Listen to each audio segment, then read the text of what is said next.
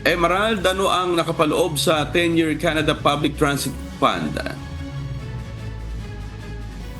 Ayon kay Canadian Prime Minister Justin Trudeau, nais niyang magkaroon ng long-term transit funds ang kagaya ng syudad gaya ng Toronto.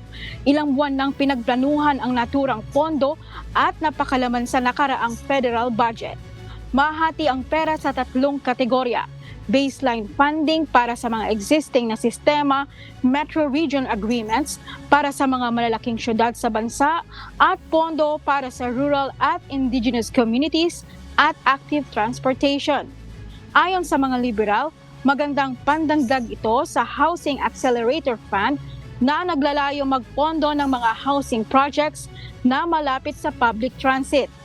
Kabilang dito ang pag-alis ng mandatory minimum parking requirements sa mga bagong tayong lugar at pagpapahintulot sa mga high-density housing projects malapit sa mga transit. Hindi naman agad maibibigay ang pera hanggang sa taong 2026.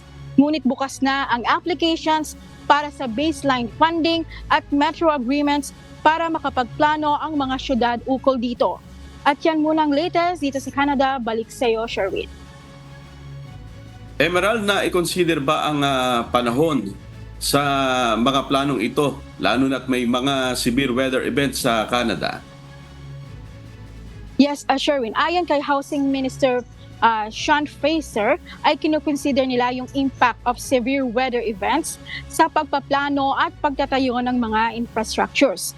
Noong nakaraang Martes nga, nagkaroon ng flash flood na naapektuhan ng isang major roadway sa Toronto na nakaabala sa maraming tao at sasakyan.